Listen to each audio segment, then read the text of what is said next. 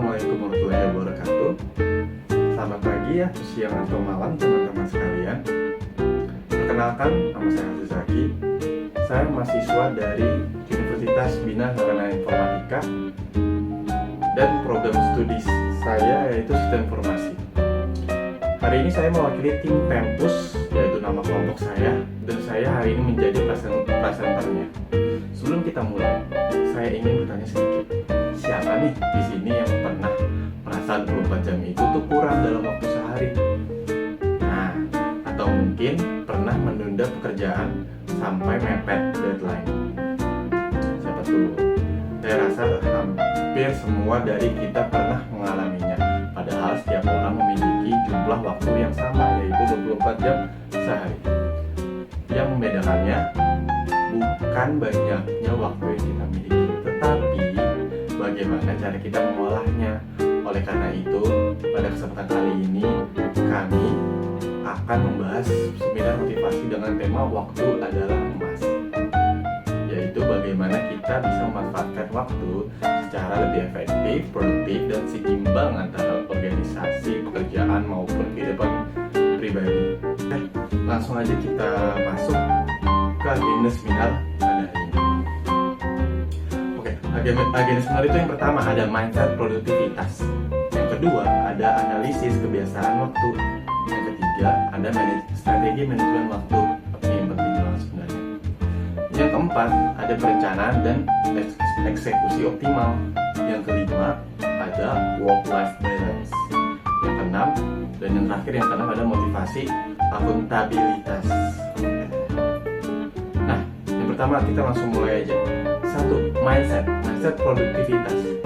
Nah, kalian pernah berpikir kan kalau kalian tuh selalu berpikir kok bisa ya waktunya cepet banget, kok bisa ya kayak lama banget. Nah, sekarang kita mesti mulai berpikir yaitu waktu adalah jangan pernah berpikir kayak waktu adalah beban kalian gitu, tapi waktu adalah aset. Waktu itu sangat penting, berharga. Dan juga jangan pernah berpikir kayak aduh saya selalu sibuk nih, padahal kalian tuh sebenarnya gak sesibuk itu. Nah, harusnya kalian lebih berpikir gimana caranya kayak saya tuh selalu terencana gitu, manajemen saya tuh sangat bagus. Terus ada orang sering ngomong kayak seperti kayak misalnya pengen mengerjakan tugas atau apa, apalagi ini penting buat kita yang sering organisasi atau gimana, masih selalu berpikir kayak aduh masih nanti aja deh dikerjain, nanti aja deh gitu. Mulai ubah cara berpikirnya seperti yang saya tunjukkan ini, mindset produktivitas, yaitu mulai dari sekarang, kayak mulai langsung kayak sebelum kalian ngomong seperti itu, sebelum kalian ngomong kayak nanti saja dikerjakan, mending kenapa kita nggak mulai dulu gitu. Kita karena lebih cepat gitu. Jadi banyak banget waktu sebenarnya yang kita bilang sibuk padahal enggak, karena kita mungkin sering bermalas-malasan atau kita selalu menunda-nunda hal itu. Padahal ketika misalnya kita sudah di manajemen waktunya, sudah dirapikan secara terstruktur manajemen waktunya, kita bakal bisa. Lanjut ke nomor 2, yang analisis kebiasaan waktu. Yang pertama, catat aktivitasmu. Nah, maksudnya catat aktivitasmu itu jadi setiap sehari atau setiap 2, kalian tuh kalau bisa kalian bikin timeline. Itu karena lebih terstruktur banget timeline waktu kalian selama kalian apa sih kita melakukan apa sih hari ini gitu. Nah, terus identifikasi time wasters. Nah, kalian tuh mesti identifikasi bagian kegiatan mana yang kalian lakukan itu yang paling banyak menghabiskan waktu, karena di situ yang kalian bakal bikin lupa waktu, karena kayak wah kok tau-tau udah jam segini. Nah, seperti itu. Yang ketiga, temukan energy drainers. Nah, kalian mesti tahu juga gimana aktivitas yang kayak membuat energi kalian tuh sangat terkuras gitu, kayak sampai di mana-mana kalian berpikir kalau aduh udah capek banget nih, udah kayak selanjutnya ntar bakal ribet lagi nih, aduh males deh, males-malesan dulu deh. yang dimana nanti bakal membuat kegiatan kalian hancur, timeline kalian hancur, dan manajemen waktu kalian berantakan.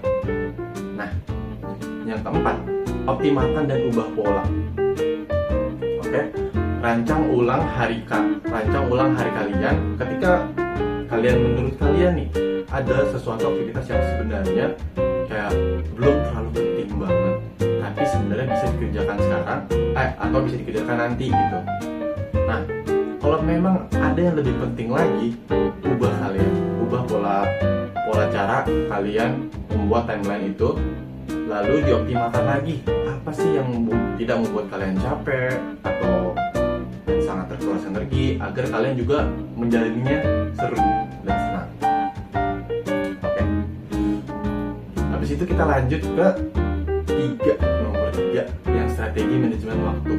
Nah, di strategi manajemen waktu ini ada yang pertama, ada Pomodoro Technique. Nah, Pomodoro Technique ini tuh, dia tuh caranya tuh kayak fokus penuh dalam 20 menit, lalu istirahat 5 menit, lalu setelah melakukan 4 sesi, istirahat panjang 15-30 menit. Cocok untuk kalau misalnya kalian ada tugas-tugas yang butuh konsentrasinya tinggi, yang kayak wah susah banget nih, kayak misalnya contoh saya di sistem informasi, saya ngoding kan. Nah, yang Pomodoro Technique ini salah satu saya bisa terapkan kepada ketika saya sedang mengoding ini. Yang kedua ada Eisenhower Matrix. Nah,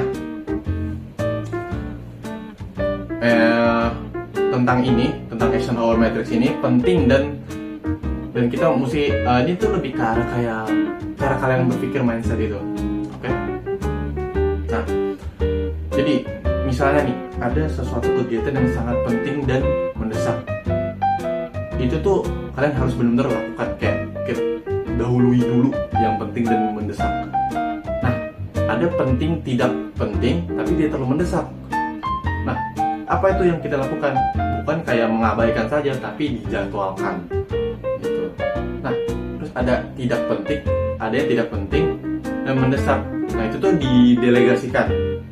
Oke, habis itu ada tidak penting, ada tidak mendesak, langsung dihapus saja, karena kan udah tidak penting, tidak mendesak juga ya. Jadi kayak Eisenhower ini tuh lebih ke arah gimana cara kalian jadwal saja sih, apa pentingnya dan kapannya itu waktunya. Lalu ada yang pertama, time blocking.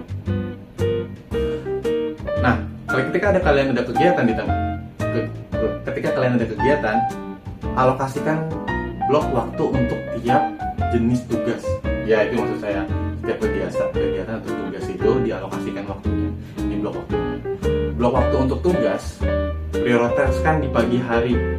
Sebenarnya itu tergantung preferensi masing-masing. Ketika kalian sibuk ada di mana, bisa di pagi hari atau di siang, atau ketika kalian ingin pas pulang dari kuliah itu setelah habis melakukan organisasi, itu bisa juga. Hindari yang bernama multitasking, sebisa mungkin hindari. Tetapi kalau kalian mampu juga tidak apa gitu. Tapi kadang-kadang kalau multitasking itu bisa membuat fokus kalian bisa menjadi buyar gitu. Terus lalu cantumkan juga blok untuk istirahat dan evaluasi. Jadi di time blocking ini tuh kalian jangan semuanya langsung kayak blok gitu, juga dicantumkan untuk waktu istirahat dan evaluasi gitu. Tidak seperti kayak Pomodoro sih.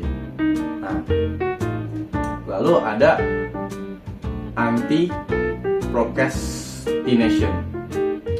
Itu tuh identifikasi kalian pemicu penundaanmu. Maksudnya kayak jangan sering lah kayak nunda-nunda tugas, pekerjaan yang harus dilakukan, karena akan memicu kayak rasa bosan, rasa malas, terus rasa terlalu nyaman karena udah mikir kayak udahlah nggak tugas, malah nanti lupa. Nah, habis itu bisa juga gunakan aturan 2 menit. Nah, jika kayak kalian berpikir kayak jika kurang dari 2 menit, kerjakan sekarang. Lalu pecah tugas besar menjadi langkah-langkah kecil. Ketika kalian ada tugas yang besar, kalian bisa menjadikan langkah-langkah kecil kayak misalnya kayak anggaplah kayak lagi ngerjain skripsi gitu, kayak per bab gitu. Oke. Lalu dan kalau bisa buat deadline sendiri sebelum deadline-nya sesungguhnya. Jadi kalau misalnya kalian ditugaskan deadline-nya untuk hari Kamis, tapi kalian sudah mengerjakan di hari Senin, sebisa mungkin kayak hari Rabu atau hari Selasa kalian sudah menyelesaikan itu. Jadi lanjut. Nah, sebelum itu kita ada contoh kayak Eisenhower Matrix ini yang tadi saya bilang gitu. Nah, ini ada mendesak, lakukan sekarang, delegasikan, jadwalkan, dan habis atau kurangin, seperti yang tadi saya omongin ya. Nah, nomor 4, langsung kita masuk ke nomor 4, ada perencanaan dan eksekusi optimal. Nah, yang masuk perencanaan kan kayak gini tuh, jadi kayak misalnya di malam sebelumnya, kita ngomongin malam sebelumnya, tulis 3 prioritas utama kalian untuk besok, bukan 10 deh, untuk cukup aja 3 yang benar-benar penting gitu. Lalu kemudian di pagi harinya review prioritas, blok waktu di kalender, dan mulai di kalender, atau kalian bisa juga buat di timeline masing-masing. Saya punya timeline ada di Excel saya gitu. Dibanding saya ngambil dari kalender sih, saya biasanya taruh Excel, saya bikin table kayak per minggu gitu. Nah, dan mulai dengan tugas yang paling berat. Karena apa? Ketika ada yang paling berat, ada yang paling mudah gitu. Jadi itu kita kenapa ngerjain yang paling berat dulu, karena kalau menurut saya ketika saya ngerjain yang paling berat dulu, nanti ketika tugas yang berat itu sudah selesai, itu tuh waktu jadi lebih nyaman dan lebih enak buat dijalani lagi, karena sisanya kita udah tahu tugas ini mudah, tapi tidak dengan menunda-nunda ya.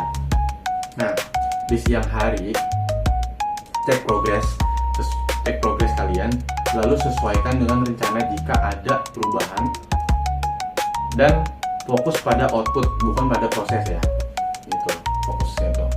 Nah, pasti malam harinya evaluasi apa sih yang sudah selesai, apa yang perlu diperbaiki, lalu rayakan pencapaian itu. Sebenarnya rayakan pencapaian itu juga perlu banget sih ya, nggak perlu banget, tapi ya pasti ada perasaan seneng lah, kayak wah, yang tadinya gue tuh nggak pernah ngejadwalin,